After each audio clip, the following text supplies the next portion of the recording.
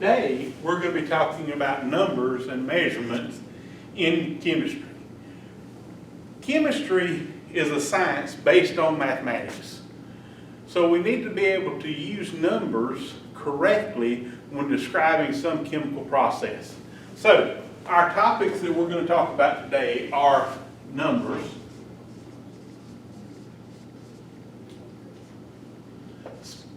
specific or significant figures,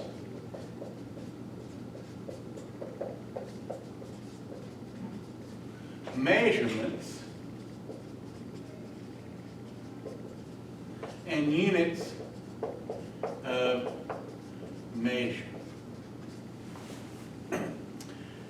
As a student here at Mississippi Gulf Coast Community College, we are generally familiar with units based on the English system of measurement. For example, there are 12 inches in a foot, 3 feet in a yard, 1,760 yards in a mile. Well, those type measurements are only common to people that are residents of the United States. All other countries in the world typically use units based on the metric system. The metric system units are based on a definable value. Okay, and that definable value is based on a constant measurement. The English system of measurements was based on the measurement of someone's body part. For instance, the length of a foot we have now as being standardized as 12 inches, but originally the length of one's foot determined the length of anything that was sold by the foot. So in the English system we have various units of measurement. Okay? If we're looking at volume, let me spell correctly. If we're looking at volume in the English system, we have 8 ounces equal 1 cup, 2 cups equal 1 pint, 2 pints equal 1 quart, and 4 quarts equal 1 gallon. Those are common units within the English system for volume. If we're looking at it in terms of length, we have 12 inches equal 1 foot, 3 feet equal 1 yard, and 1,760 yards equal 1 mile, or 5,280 feet equal 1 mile for a length. So we've got volume, length, and we have one more term, which is mass. In terms of mass within the metric system, within the English system, excuse me, we have 16 ounces equal 1 pound, and we have 2,000 pounds, which is an average, equal to 1 ton. If you look at the units and the interconversions between a small unit and a large unit, within the English system there are no set repeatable quantities. So we have to remember all of these different quantities if we want to make a conversion. This sometimes becomes difficult, especially if we're trying to describe a quantity to someone who's not familiar with the English system. All other countries typically use the metric system or the international system of units. So if we're looking at volume within the metric system, we typically look at something based on the volume of a liter. Okay? A liter is a unit in the metric system. We can convert between our metric unit and our English unit. I only know one conversion to convert here, and that's 3.7854 liters is equal to 1 gallon. We've got the same thing for length, okay? The unit in the metric system for length is the meter, okay? And to interconvert there, we have 1.609 kilometers is equal to 1 mile. Now, that's the conversion unit that I know. I also know another conversion unit, which is 2.54 centimeters is equal to 1 inch. You notice that we just came across not our base unit here of the meter, but some variation of it. A centimeter, which is 1/100th of a meter, or a kilometer, which is 1,000th of a meter. So we have to look at the metric system in just a few minutes on how we can convert from these other units back to our base unit. And in terms of mass, we typically think of mass in terms of the gram. And with a gram, we look at 1 pound being equal to 453.6 grams. Now, we have these conversions here, and you notice these conversions have more than 1 digit in respect to the English unit. So if we use our English unit as a standard, we can convert it to a metric unit with more digits of precision, more digits of measure. Okay, so let me erase this up here, and what we'll go to is our metric system of units. And I know I told you we talk about numbers first, but I'm going to do it in reverse today because I think it's very useful to realize that when we're looking at numbers, we have to look at numbers in terms of a measurement being made. And since a measurement has been made, we have to usually perform some mathematical calculation. And when we perform a mathematical calculation, we look at the numbers and significant figures. Okay? So on our metric system units, we have what we call the base units. The base units are the meter, the liter, and the gram. As we go in this direction, these are bigger than the base units, and these are smaller than the base units. Okay? So the ones in chemistry that we're going to predominantly be concerned with are the kilo, which is 1,000 times my base unit. And if I have a kilometer, that's 1,000 meters. A kiloliter is 1,000 liters. A kilogram is 1,000 grams. Mega, which is 1,000,000 times my base unit. So I have a megameter, a megaliter, and a megagram. Then we have giga, which is 1,000,000,000 times my base unit. So I have a gigameter, a gigaliter, and a gigagram. So I've got those three that are larger. Sometimes I may go with a deca unit, okay? A deca unit is 10 times my base unit. So I would have a decameter, a decaliter, and a decagram. So a decagram has 10 grams in it. Those are my larger units. Now, if I go smaller, I typically start off with my deci, okay? If you notice the difference here, I think you'll notice when I do the deci and the centi, all of my prefixes, when they're larger than my base unit, are capital letters. When they're smaller than the base unit, they're lowercase letters. So a deci is 1/10 of my base unit. So I would have a decimeter, a decigram, and a deciliter. So 1 gram contains 10 decigrams. Okay, centi is 100 times my base unit, and it's a lowercase c, centimeter, centigram, and centiliter. Okay, then I have the milli, which is 1,000th, times my base unit. So I have a millimeter, a milligram, and a milliliter. Then I have micro, which is 1,000,000th of my base unit.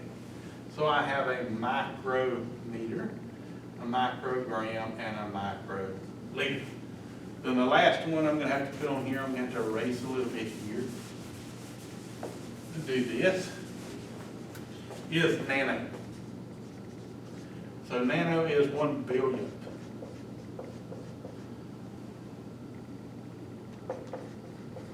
Times my base unit. So it's a nanometer, a nanogram, and a nanoliter.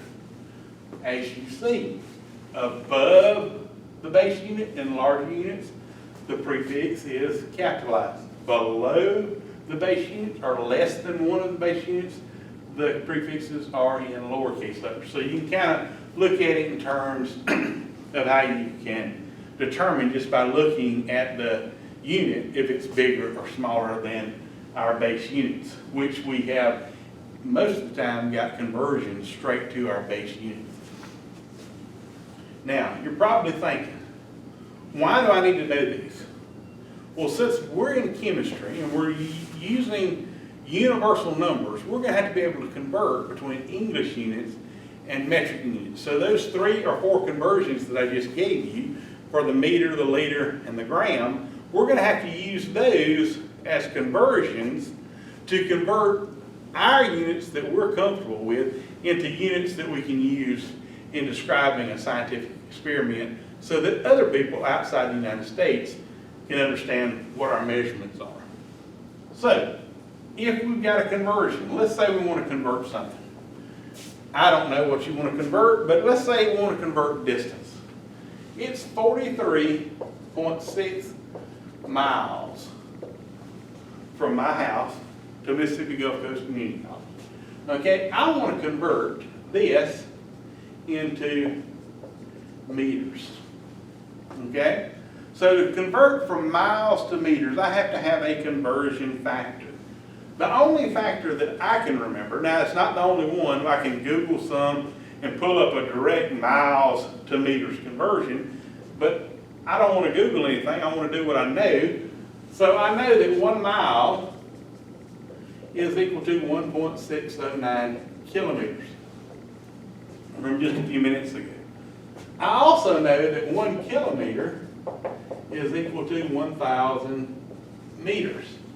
So I've got a conversion that goes from miles to kilometers and then from kilometers to meters. So I can do a mathematical calculation. Okay, so I use 43.6 miles times my first conversion. I want to cancel miles, so I put it on the bottom. So 1 mile on the bottom is equal to 1.609 kilometers.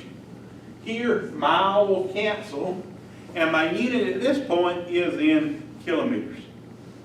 Now, I don't want it in kilometers, I want it in meters. So I put kilometers on the bottom again so I can cancel out, and 1,000 meters on top. Okay, so now I get a unit at the end of kilometers. Okay, so after I multiply, I have 43, or after I cancel, I have 43.6 times 1.609 times 1,000 meters. Now, I did not pick a number that I could do in my head, so I'm going to get my calculator out and make a calculation really quick. 43.6 times 1.609 times 1,000 is equal to 70,152.4 meters. Now, that's the number my calculator gave me. Is that number correct? Well, let's look at the numbers we started with. We've talked about units of measure. We've talked about the English system of units. We've talked about the metric system of units. We've talked about what these measurements are based on. So let's look at our numbers and in terms of a mathematical calculation. we started off with 3 digits.